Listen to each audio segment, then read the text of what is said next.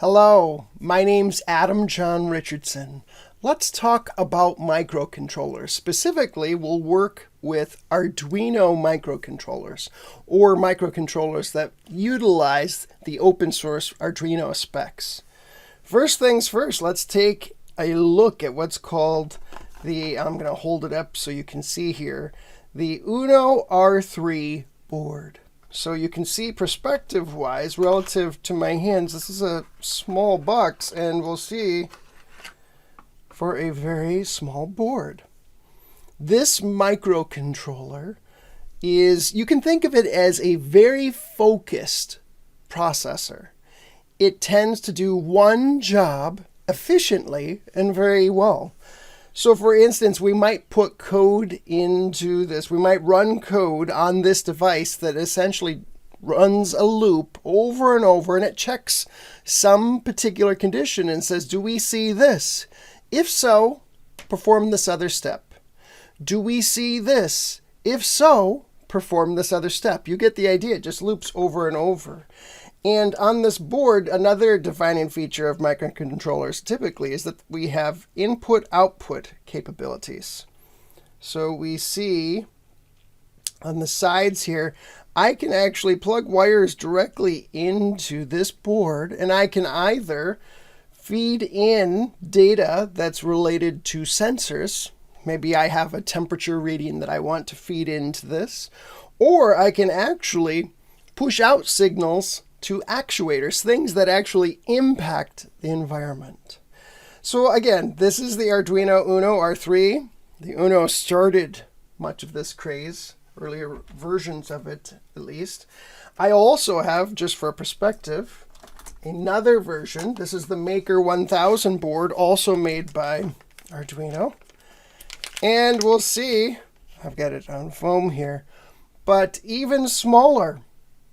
This integrates, don't let the size fool you, this integrates wireless capabilities. So this little form factor does much of the same work that we talked about before. Again, we have the input-output capabilities.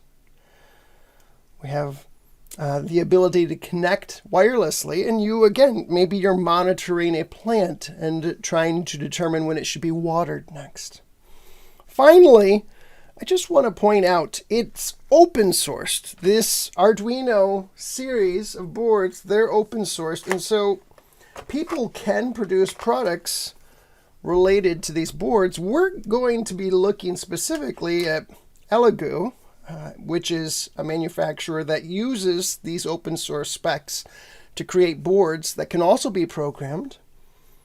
And this is a basic starter kit. The reason I'm looking at this specifically is because here we can see the components. I'll just read through, but this provides a very cost-effective means for people to get into this type of exploration.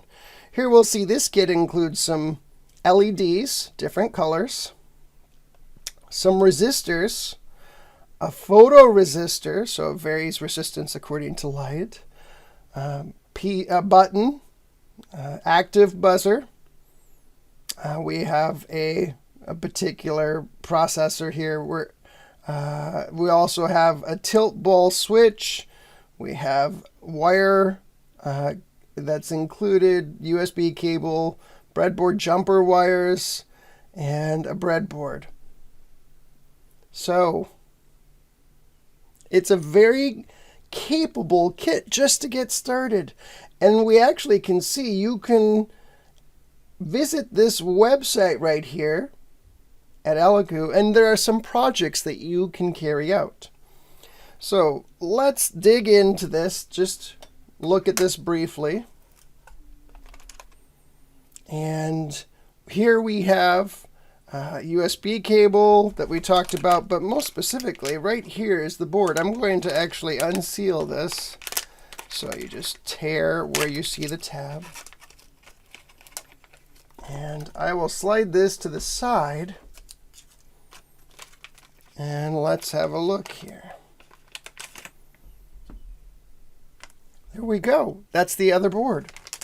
Notice it is a duplicate of the Arduino Uno board on the left. They function the same, essentially, and if you want to use the Arduino IDE, you can actually program either of these boards.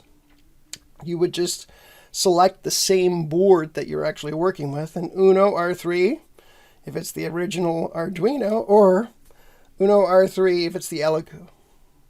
So hopefully these examples help you start to understand what we can do with microcontrollers. And in my next video, I will actually walk through installing the IDE and carrying out some type of small project as an example. Thank you, and I'll see you again later.